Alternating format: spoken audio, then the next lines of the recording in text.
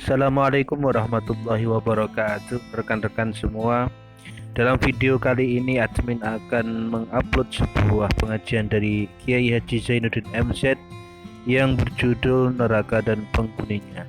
Semoga bermanfaat dan memberi keberkahan. Wassalamualaikum warahmatullahi wabarakatuh. Waktu itu terperanjat lalu berkata, "Wallah, in kanat lakafiyatun ya Rasulullah." Ya Rasul, api di dunia ini saja sudah cukup untuk menghanguskan kami, untuk menghanguskan apa yang ada. Bersabda Rasulullah sallallahu alaihi wasallam, maka sesungguhnya api neraka itu dilebihkan panasnya dengan 69 kali daripada panasnya api di dunia ini.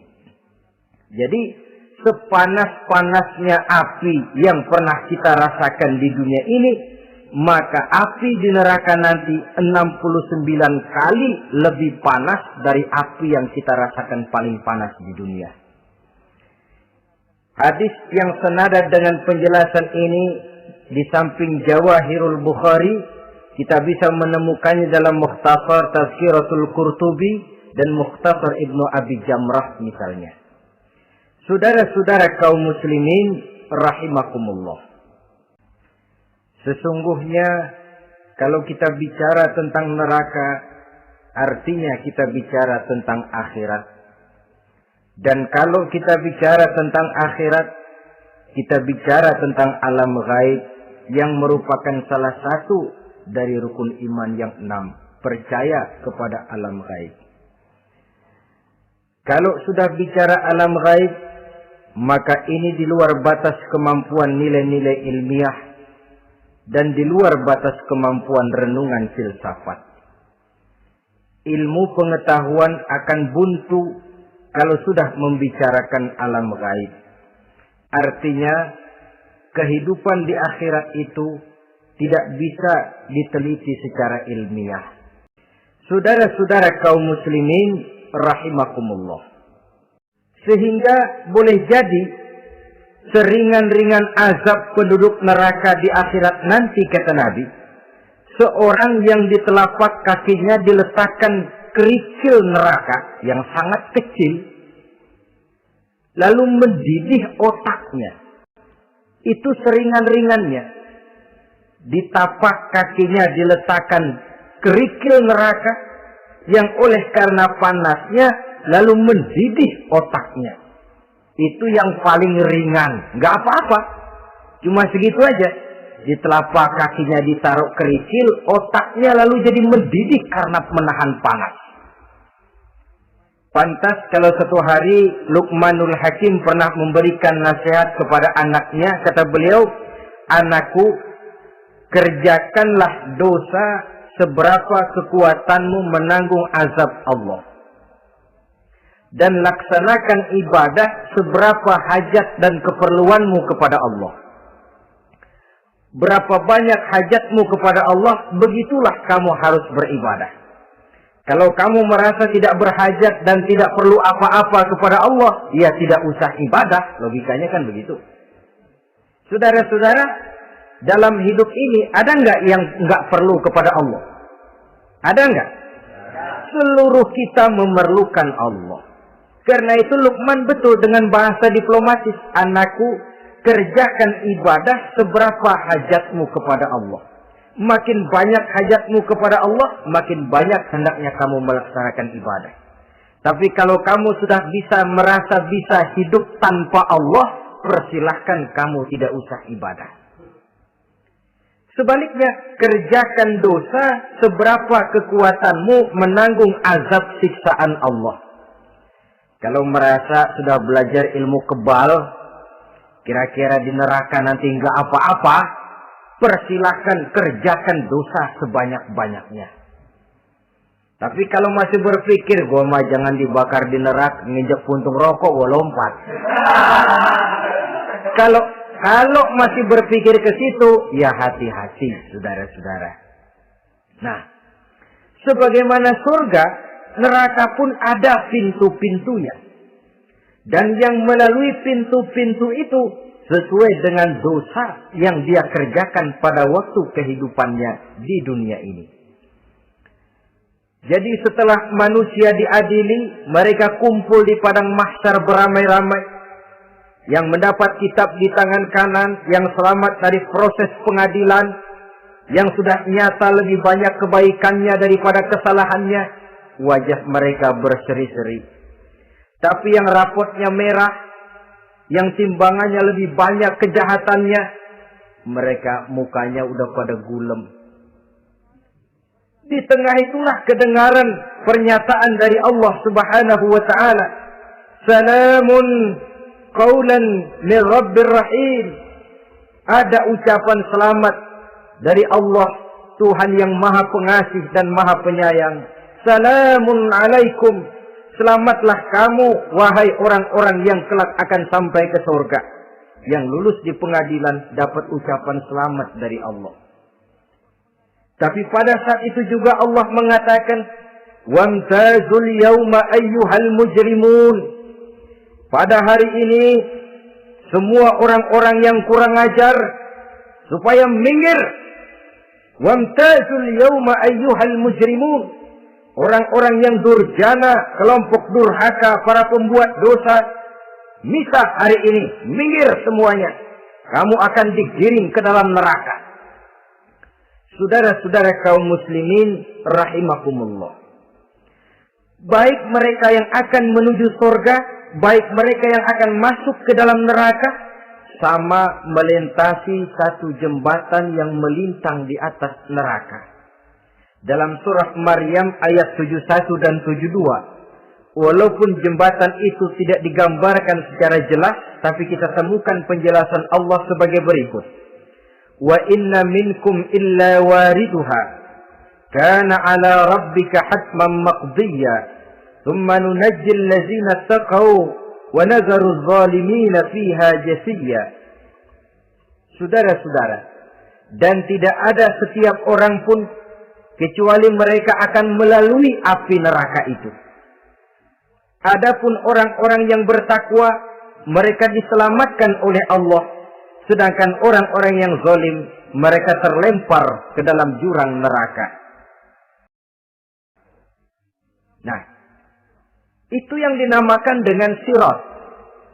Ada memang riwayat menjelaskan bahwa sirat itu kecilnya seperti rambut dibelah 7, tajamnya lebih tajam dari mata pedang. Tapi dalam banyak hal, orang lewat di atas sirat itu bergantung kepada amalannya waktu dia hidup di dunia ini. Maka jangan heran, ada orang yang lewat di atas sirat itu seperti kilat. Lep, sudah sampai di surga. Ada yang lewat di atas sirat itu seperti orang terbang. Ada yang lewat di atas sirat itu seperti orang lari. Ada yang seperti jalannya unta. Ada yang merangkak. Ada yang gelantungan. Ada yang sudah hampir sampai ke tepian sana untuk masuk ke dalam surga, terpeleset nyemplung juga ke dalam neraka.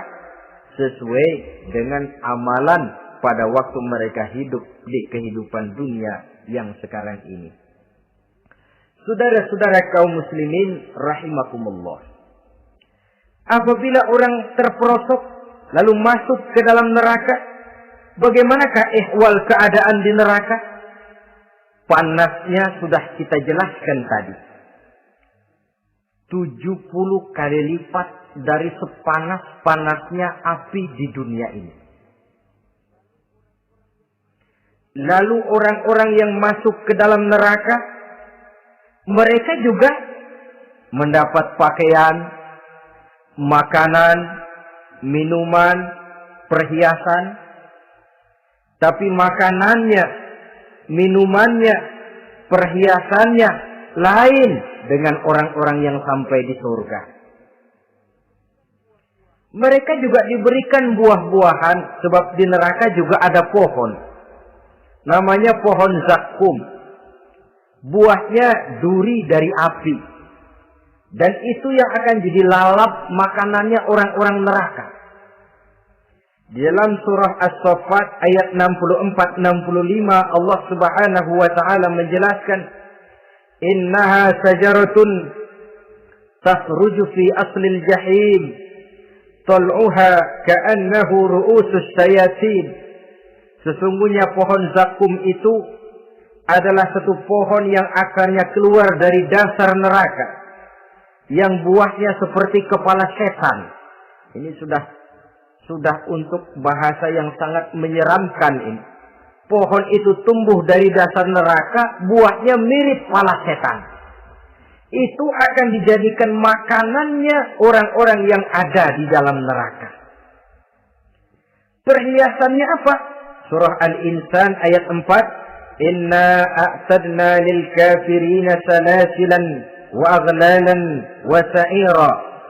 Sesungguhnya kami sediakan bagi orang-orang kafir itu di dalam neraka segala macam rantai, cambuk-cambuk dan belenggu-belenggu neraka, terbuat dari api neraka, siap untuk merantai, membelenggu dan mencambuk mereka.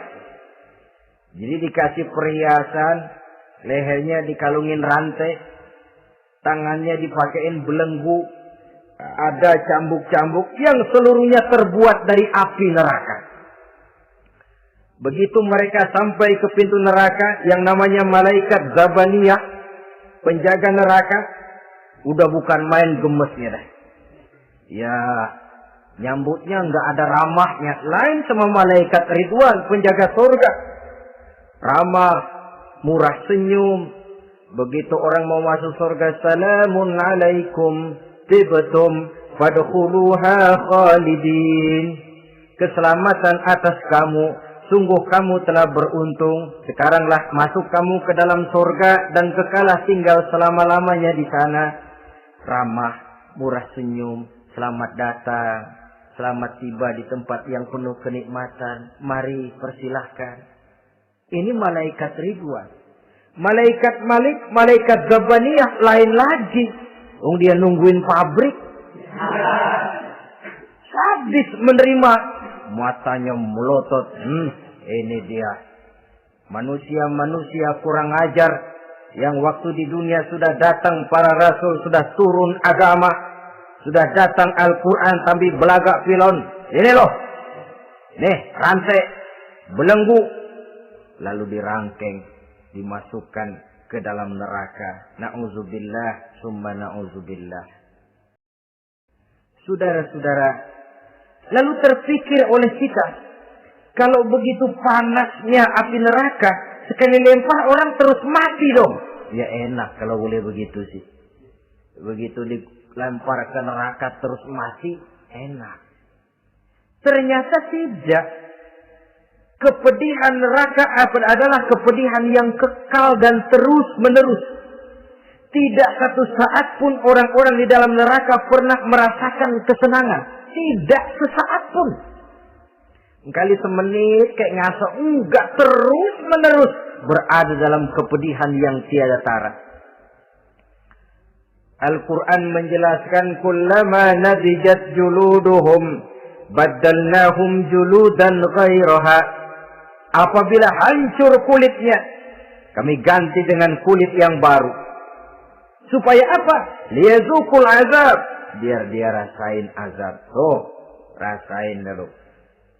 Hancur kepalanya, buletin lagi. Hancur kulitnya, bikin lagi. Berantakan isi perutnya, disempurnakan lagi, digiling lagi. Terus menerus begitu. Tidak sedetik pun penduduk neraka itu pernah mengalami istirahat. Barangkali pakai jam istirahat lumayan. Ini enggak ada. Ada bel, keneng, istirahat, azab dicabut. Tidak. Terus menerus dan selalu begitu. Satu detik saja pun mereka tidak pernah istirahat dari siksaan dan azab yang mereka terima. Saudara-saudara kaum muslimin rahimakumullah. Lalu bagaimana keadaan mereka? Ada orang-orang di dalam neraka itu yang dikenakan pakaian dari api neraka. Luar biasa. Dikasih pakaian dinas dari api.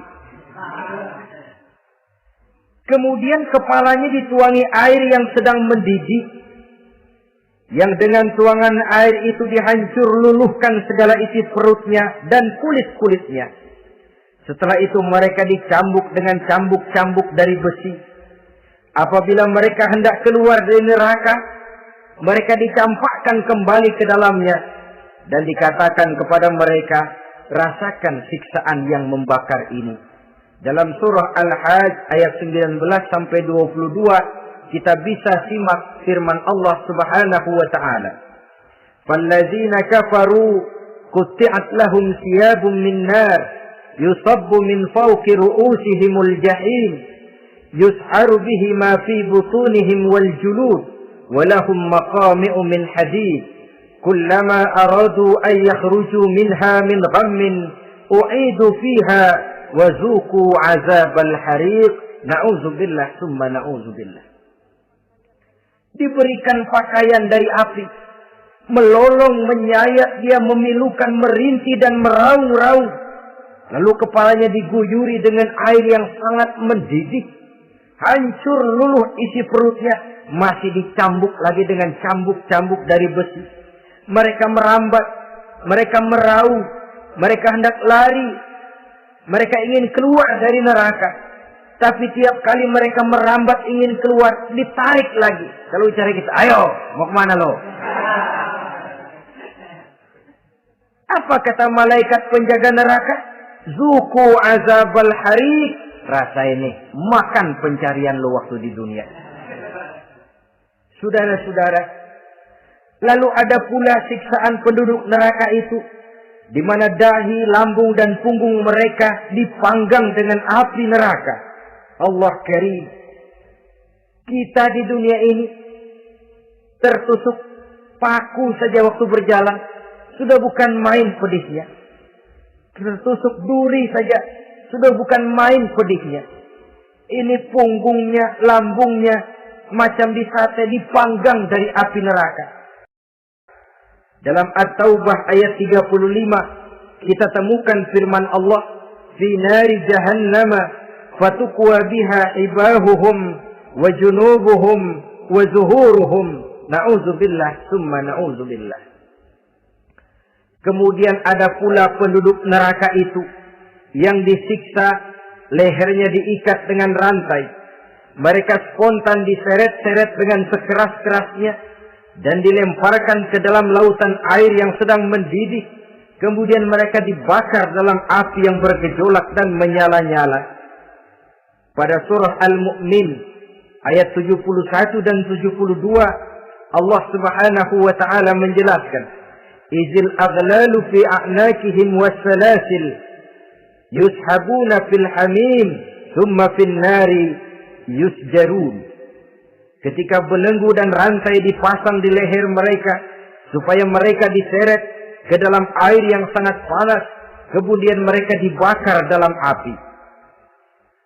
Ada lagi penduduk neraka yang dipegang jambulnya, lalu diseret ke tengah-tengah neraka, kemudian kepalanya digerujugi dengan air yang mendidih, seperti yang dijelaskan dalam surah Ad-Dukhan ayat 47 dan 49. Pendeknya, azab dan siksaan neraka itu sesuailah dengan amalan dosa yang dikerjakan manusia pada waktu kehidupan di dunia ini. Maka dalam puncak perjalanan Mi'raj misalnya, kepada Rasulullah sallallahu alaihi wasallam diberikan berbagai macam penglihatan sebagai contoh dan tamsil dari kehidupan di dunia ini. Sejak dari penglihatan di jalan sampai kepada penglihatan surga dengan segala kenikmatannya dan neraka dengan seluruh azabnya, seluruhnya merupakan contoh teladan. Misalnya dalam perjalanan ketika hendak Mi'raj itu, sebelum berangkat Rasul disodorkan 2 minuman. Segelas berisi arak, segelas lagi berisi susu. Kata malaikat Jibril, ambillah salah satu minuman itu ya Muhammad. Lalu Rasul dengan tidak ragu-ragu, mantap betul beliau mengambil gelas yang berisi susu, lalu beliau minum. Setelah beliau minum itu, malaikat Jibril berkata, "Shaddaqta ya Muhammad." engkau telah benar Muhammad. Laqad asabtal haq, pilihanmu tepat. Kenapa ya Jibril? Untung susu yang kamu minum Muhammad. Kalau arak yang kamu ambil, pasti umatmu bakal jadi umat yang teler semua. Ini pun satu contoh buat kita semua, bahwa dalam kehidupan kita selalu berhadapan dengan susu dan arak, berhadapan dengan hak dan batil, berhadapan dengan benar dan salah. Maka hati-hati kita jangan sampai salah pilih karenanya. Lalu yang ada kaitannya dengan persoalan kita, penglihatan yang diberikan Allah kepada beliau di neraka. Beliau melihat sekelompok orang dilontari kepalanya dengan batu dari api neraka. Tiap kali dilontari kepala itu hancur berkeping-keping, berantakan otaknya. Lalu dibulatkan kembali. Setelah kepala itu bulat kembali, disambitin lagi. Menjerit, meraung, merintih kesakitan, hancur kepalanya, berantakan otaknya. Lalu dibulatkan lagi, terus menerus begitu, tidak pernah berhenti. Sampai Rasul bertanya, ya Jibril, ini orang kenapa kepalanya dilontari dengan api neraka sampai hancur lalu dibulatkan kembali? Kata malaikat Jibril, ya Muhammad, itulah contoh daripada umatmu yang berat untuk sujud kepada Allah Tuhannya. Itulah contoh dari umatmu yang waktu hidup di dunianya tidak pernah mendirikan sholat sama sekali. Sombong yang paling sombong adalah sombong kepada Allah. Artinya tidak mau sujud kepada Sang Maha Penciptanya. Jadi barangkali saudara punya cita-cita atau keinginan, saya mau yang ini saja, persilahkan, gak usah sembahyang. Lalu ada lagi sekelompok kaum, perutnya besar, sebesar rumah, dililit dengan kala dan ular dari api neraka, diseret-seret dia di jurang neraka, dipatoki ular, hancur perutnya, dibulatkan lagi perut itu, diseret kembali, hancur lagi, dibulatkan lagi, terus menerus seperti itu. Kata Nabi ya Jibril, ini apa lagi? Kata malaikat Jibril, wahai Muhammad, inilah contoh daripada umatmu yang waktu di dunia suka makan riba alias renten dan suka makan harta anak yatim. Suka ngobyekin anak yatim. Sok jadi pengasuh anak yatimnya lapar, pengasuhnya yang pada kenyang. Saudara hadirin yang saya muliakan, orang yang makan riba alias renten, orang yang makan harta anak yatim, begitu gambaran yang diperlihatkan kepada baginda Rasulullah Sallallahu Alaihi Wasallam. Sebagian lagi ada penduduk neraka yang kukunya terbuat dari tembaga dari api neraka, panjang sangat kukunya itu, lalu mencakar-cakar mukanya sendiri, hancur mukanya, berantakan, dicakari oleh kukunya itu. Lalu dibulatkan lagi, dicakar lagi, hancur lagi, dibulatkan lagi. Pengangguran benar ya orang. Muka sendiri, dicakarin sendiri. Ya Jibril, ini tamsil apa Jibril? Ya Muhammad, itulah contoh dari umatmu yang pada waktu di dunianya enggak pernah rukun sama sesama saudaranya muslim. Suka nyari aib orang lain. Suka ngejelekin orang lain, padahal orang lain itu saudaranya seakidah. Kan sama dengan nyakar muka sendiri namanya. Menepuk air di dulang, terpercik muka sendiri. Kejelekan saudaranya dikorek-korek, aib saudaranya diobral di pasar umum. Orang macam itu nanti tangannya akan tumbuh kuku panjang dari tembaga yang akan mencakar dan mengoyak-ngoyak mukanya sendiri. Itu kita bisa lihat nanti. Oh, ini yang waktu di dunia suka ngorek-ngorek kesalahan orang tuh lagi pada nyakarin mukanya. Oh, begitu. Saudara-saudara kaum muslimin rahimakumullah. Oleh karena itu Nabi ajarkan kita, tuba liman saghalahu aibuhu an uyubin nas. Beruntung orang yang aib dan kekurangan pada dirinya menyebabkan dia sibuk sampai nggak sempat ngorek-ngorek aib dan kekurangan orang lain. Introspeksi. Beruntung orang yang celak dirinya menyebabkan dia sibuk dan tidak sempat ngorek-ngorek aib pada diri orang lain. Ada pula di antaranya dilihat oleh Rasul, di antara penduduk neraka itu orang yang lidahnya terjulur memanjang, kemudian dipotong lidah itu dengan gunting dari api neraka, menjerit dan memekik ia menahan sakit yang tiada tara, sampai Rasul bertanya kepada malaikat Jibril, kalau ini tamsil apa lagi ya Jibril? Kata malaikat Jibril, wahai Muhammad, inilah contoh dari umatmu, orang-orang yang waktu di dunia tidak pandai menjaga lidahnya, suka menggunjing orang, suka memfitnah orang, suka ghibah dan namimah, suka ngomongin orang di belakang yang bersangkutan. Maka hari ini lidahnya menjulur menjadi panjang dan dipotong dengan gunting dari api neraka.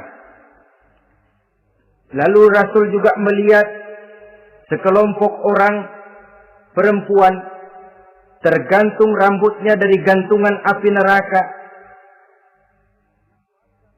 kemudian dipanggang dari duburnya sampai ke atas kepalanya dengan tombak dari api neraka, meraung dan merintih serta mengeluarkan nanah dari kemaluannya. Rasul bertanya, ini apa lagi ya Jibril? Kata malaikat Jibril, inilah perempuan yang waktu di dunia tidak pandai menjaga kehormatan dirinya, ahli zina dan tukang umbar. Saudara-saudara kaum muslimin rahimakumullah, banyak lagi tamsil-tamsil yang dicontohkan dalam puncak perjalanan Mi'raj yang seluruhnya merupakan peringatan bagi kita umat Rasulullah sallallahu alaihi wasallam.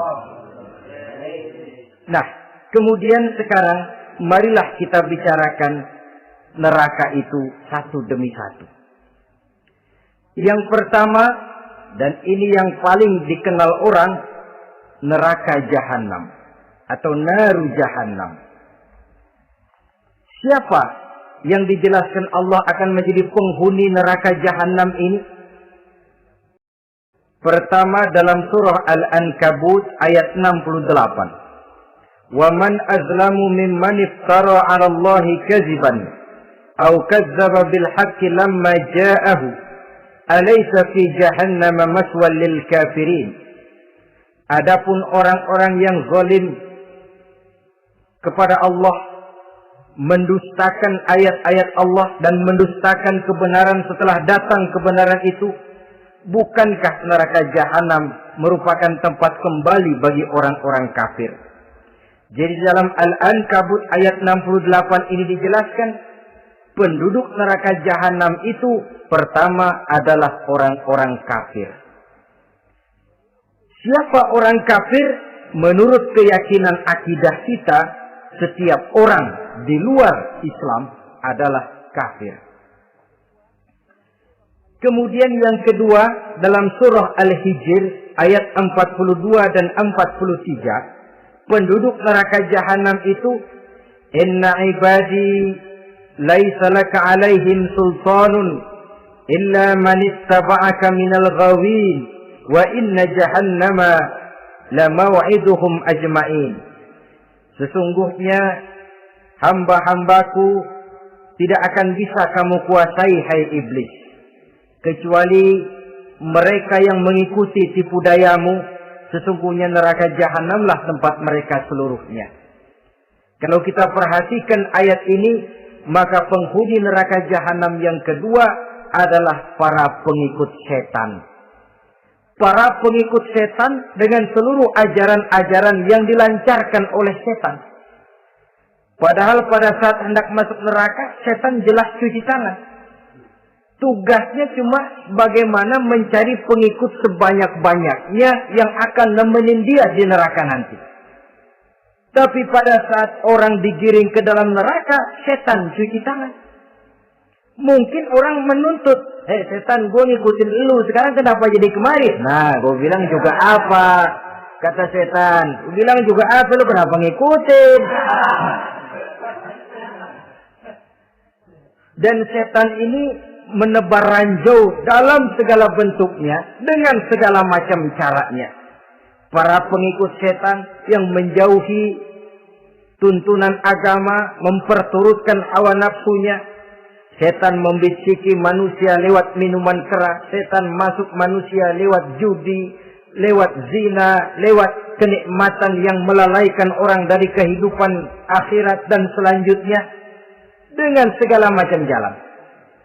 Kadang-kadang dalam ibadah setan juga masuk. Kalau tidak ditimbulkannya takabur, ditimbulkannya sikap ujub dalam diri kita.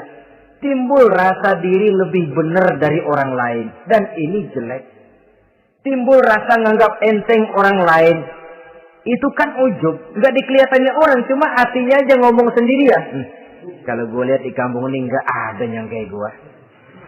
Bayangnya kayak ibadahnya kayak udah aing pang paling nak ya gitu ya. Itu juga bisikan iblis. Dan dia tidak segan-segan mengaku jadi Tuhan iblis itu. Dan ini diceritakan dalam kehidupan Sayyidus Syekh Abdul Qadir Jailani. Ketika beliau sedang ibadah di mihrab dalam masjid, datang seberkas sinar. Sinar itu ngomong, "Ya Abdul Qadir, ana rabbuk." Hai Abdul Qadir, aku Tuhanmu, kata cahaya tadi. Sudah cukup kamu ibadah Abdul Qadir. Sembayangmu udah banyak, puasamu udah banyak, jihadmu cukup. Maka mulai sekarang berhenti dah ibadah. Aku bolehkan kepada kamu segala yang dilarang. Cuma yang didatangi Syekh Abdul Qadir. Sehingga mendengar cahaya tadi ngomong begitu, beliau ambil kasut, sendal, disambitnya cahaya tadi. Izhab ya la'in. Pergi, laknat, terkutuk, iblis kamu. Masa saya disuruh berhenti sembahyang karena hati saya sudah baik? Kalau hati sudah baik lalu boleh berhenti sembahyang, mestinya yang paling dulu berhenti sembahyang Nabi Muhammad, sebab beliau orangnya paling baik. Tapi Nabi hatinya baik, sholat jalan terus, hukum halal haram berlaku. Ini kadang-kadang orang sekarang baru ibadah dikit banget merasa dapat bisikan katanya, wangsit. Dia berhenti sembahyang madep pulau, ndak madep ngodik sembahyang. Bikin ajaran yang aneh-aneh. Nah kalau satu orang boleh dapat wangsit, saya juga boleh dong ngomong dapat wangsit. Saya juga boleh dong mendirikan aliran kepercayaan. Saya ngilang dulu dari kampung saya kira-kira 3 tahun. Saya nyepik di kaki Gunung Salak, pulang piara jenggot, pakai belangkon. Di depan nama saya pakai embel-embel mbah.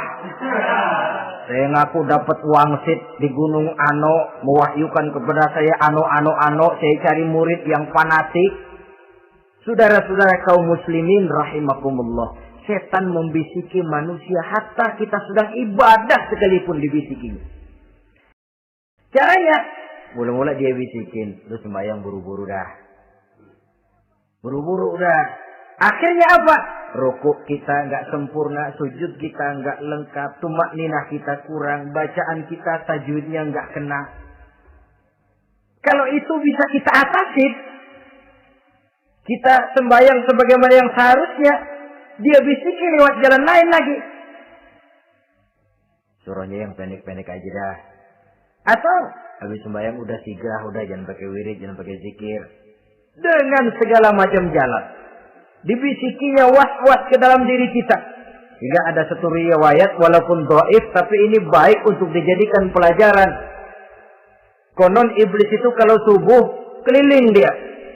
Bawa kulit kambing, jarum, sama tepung. Ditanya orang, iblis ini buat apa? Oh, kulit kambing.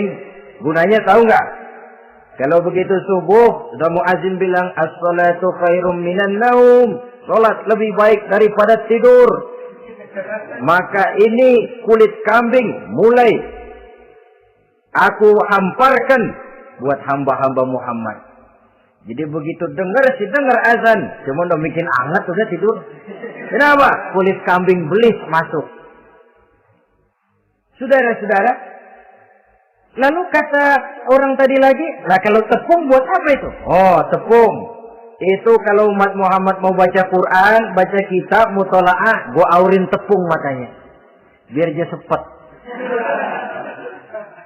Makanya kalau sudah ngaji, baca Quran, bawaannya udah ngantuk aja ngantuk. Oh begitu, iya.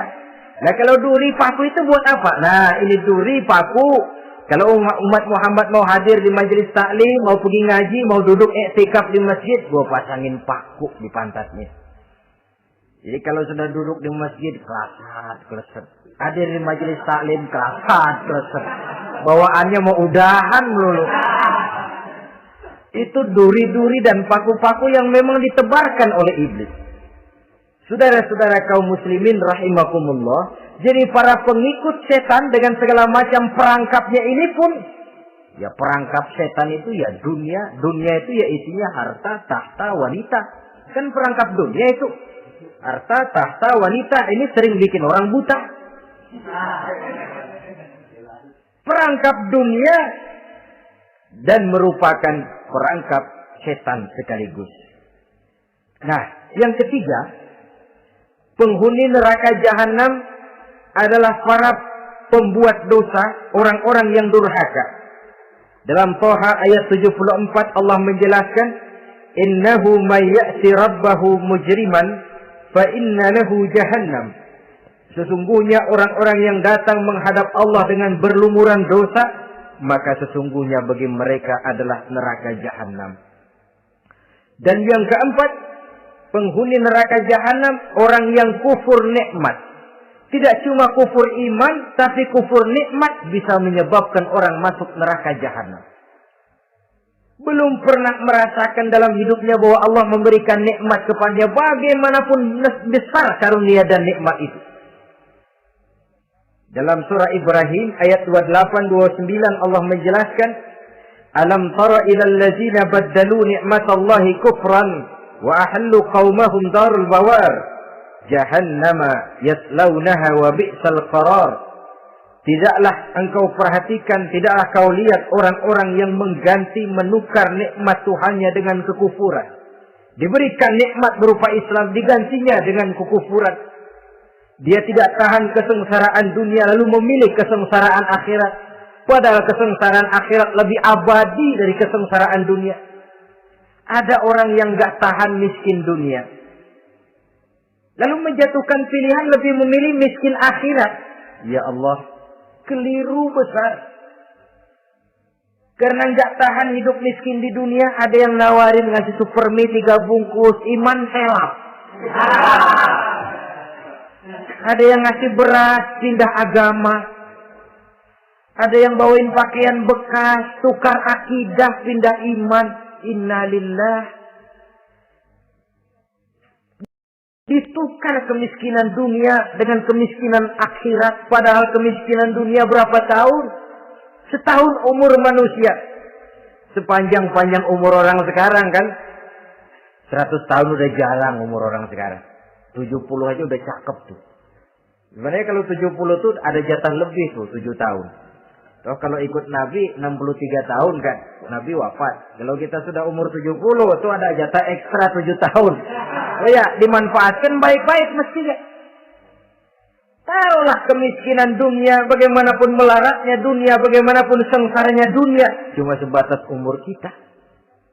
Tapi kalau nikmat Islam ini harus kita tukar dengan yang lain. Baddalu ni'matallahi kufran. Menukar, mengganti nikmat yang diberikan Allah dengan kekufuran. Artinya kita menukar kemiskinan sementara dan kita memilih kesengsaraan dan kemiskinan abadi. Di akhirat kita miskin, di neraka kita miskin, miskin abadi. Di neraka kita sengsara, sengsara abadi. Saudara-saudara kaum muslimin rahimakumullah. Itu neraka jahanam. Yang kedua dinamakan neraka jahim. Siapa mereka ini para penghuninya? Siapa mereka ini para penghuninya? Pertama dalam surah At-Takatsur, yaitu orang-orang yang bermegah-megah dengan dunia, menumpuk-numpuk harta, lalu lupa dengan kesibukan harta itu, lupa kepada kehidupan yang akhirat nanti. Alhaakumut takatsur hatta zurtumul maqabir kalla sawfa ta'lamun thumma kalla sawfa ta'lamun Kalla law ta'lamuna ilmal yaqin latarawunnal jahim. Kamu telah lalai akibat apa? At-takasur. Ini penyakit pertama yang menyebabkan orang sampai ke neraka jahil. Penyakit takasur. Dan itu penyakit zaman sekarang. Berlomba-lomba dengan kemegahan materi. Berlomba-lomba dengan kemegahan dunia. Padahal kalau urusan itu kita berlomba, tidak akan pernah sampai finish. Percayalah itu. Tidak akan pernah finish. Sebab kemegahan dunia siklus, lingkaran setan. Kita anggap kalau punya duit 1 juta tenang. Punya 1 juta berubah pikiran. Lain lagi.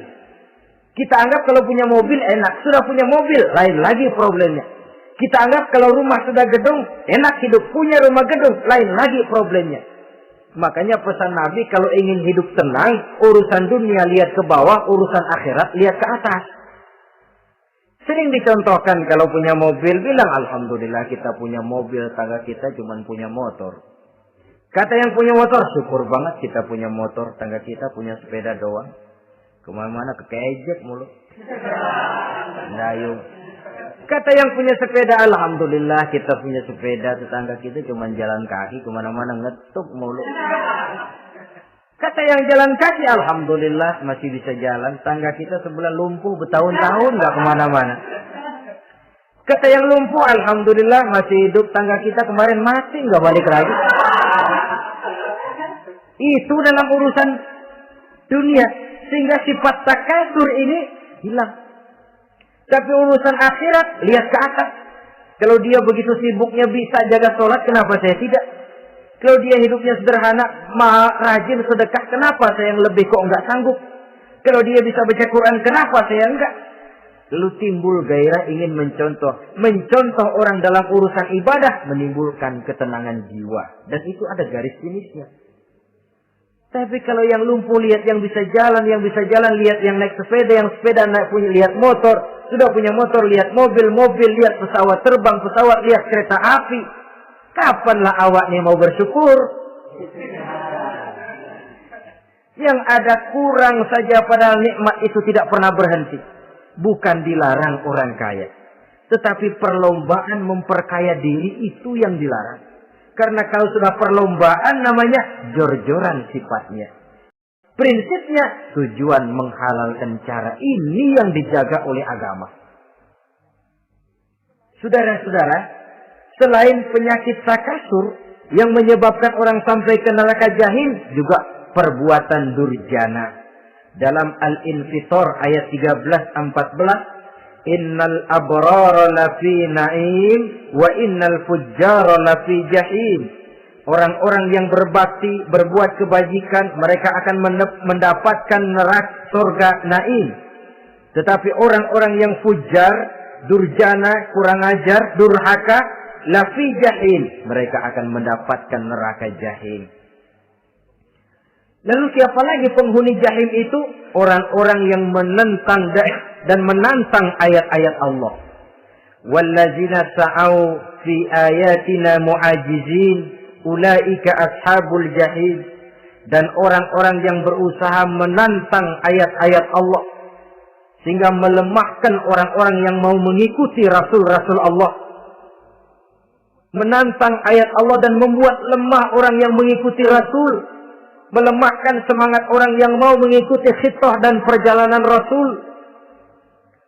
Kamu bangun masjid, iya. Berat, jangan. Jangan aja kapok. Majelis taklim, pahit. Ngaji, berat, melemahkan ini. Sudah dia rusak, merusak lagi. Kalau rusak kan cuma sendirian. Ini tidak, sudah rusak, merusak. Mu'ajizin, melemahkan orang-orang yang mau mengikuti ayat-ayat Allah. Dan itu tidak jarang zaman sekarang ini. Orang yang melemahkan semangat kita dalam berjuang menegakkan kebenaran. Kita yakin Islam agama yang benar, kita yakin Islam agama yang sempurna. Ada saja orang yang melemahkan semangat kita.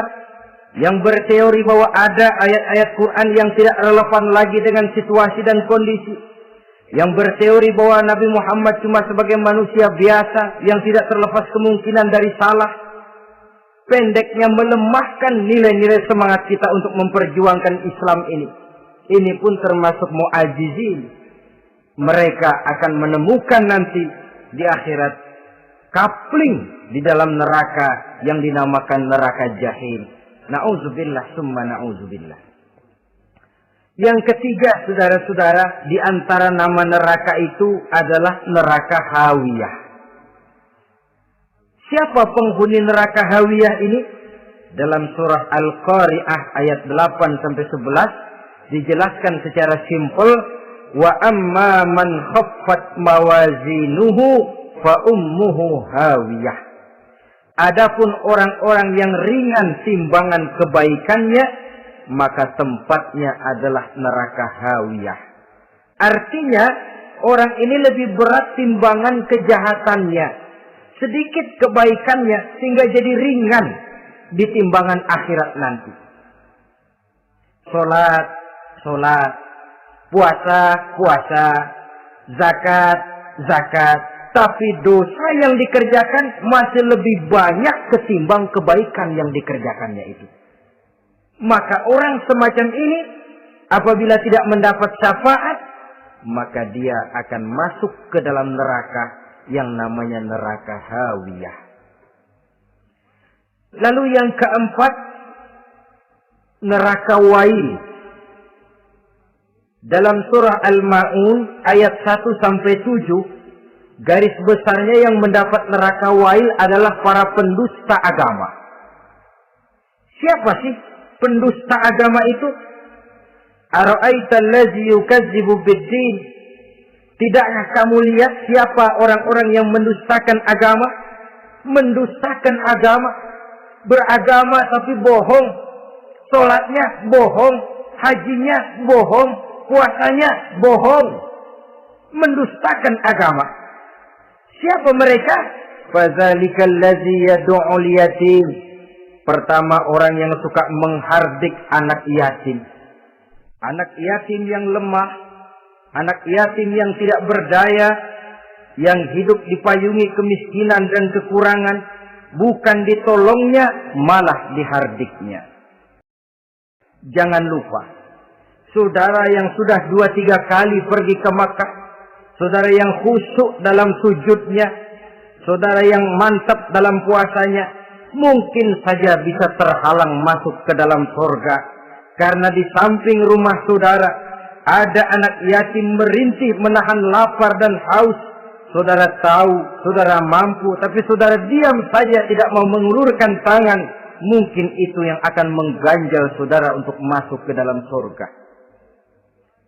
Wala yahuddu ala tu'amil miskin. Mereka membiarkan fakir miskin, tidak memberikan makan. Kemudian fawailul lil musallin. Mereka juga melalaikan salat. Allazina hum an salatihim sahun. Allazina hum yura'un. Mereka juga riak di dalam amalnya. Saudara hadirin kaum muslimin rahimakumullah. Melalaikan salat, kemudian riak dengan amalnya, termasuk amalan salatnya. Kalau jadi imam, bahasanya dibuat sepasih-pasihnya, surahnya yang panjang-panjang, paling pendek sabbihis sama wadduha. Tapi kalau sholat sendirian cukup qul huwallahu ahad sama inna a'tainakal kautsar. Hilang lagi nilai keikhlasannya. Dan terakhir, mereka enggan untuk membayar zakat. Yang memenuhi ciri-ciri inilah yang dikatakan sebagai pendusta agama. Menghardik yatim, membiarkan fakir miskin, melalaikan sholat, riya, dan enggan membayar zakat. Mereka divonis mendapat neraka wail. Seperti dalam surah Al-Ma'un ayat 1 sampai dengan 7. Saudara-saudara kaum muslimin rahimakumullah. Yang kelima, neraka sa'ir. Neraka sa'ir ini pertama buat mereka yang memakan harta yatim. Kalau tadi tidak mau membantu, ini malah membantu tapi tujuannya malah ngobyekin anak yatim. mereka yang memakan harta yatim. Dalam An-Nisa ayat 10. Innal ladzina ya'kuluna amwalal yatama zulman innama ya'kuluna fi butunihim nara wa sayaslawna sa'ira. Sesungguhnya orang-orang yang memakan harta anak-anak yatim dengan zalim, mereka sebenarnya telah memakan neraka, memasukkan api neraka ke dalam perutnya. Mereka akan dilontarkan ke neraka sa'ir. Selain itu, orang-orang yang mengingkari apa yang diturunkan oleh Allah Subhanahu wa ta'ala, mengingkari kebenaran Quran, mengingkari Rasul, pendeknya mengingkari Islam, dijelaskan dalam surah Luqman ayat 21. Yang keenam, saudara-saudara, yang dinamakan dengan neraka lazo namanya. Pertama, untuk pembangkang dan orang yang menjauhi agama. Yang kedua, orang yang berpaling dari kebenaran. Dan yang ketiga, orang yang suka menumpuk-numpuk harta dan menyimpannya, tidak mau membayar zakat, infak, apalagi sedekah. Ini kita temukan penjelasannya dalam surah Al-Ma'arij ayat 15 dan 17. Yang ketujuh dinamakan neraka Sakor. Siapa penghuni neraka Sakor ini? Pertama, orang yang tidak pernah sholat. Yang kedua, tidak pernah memberi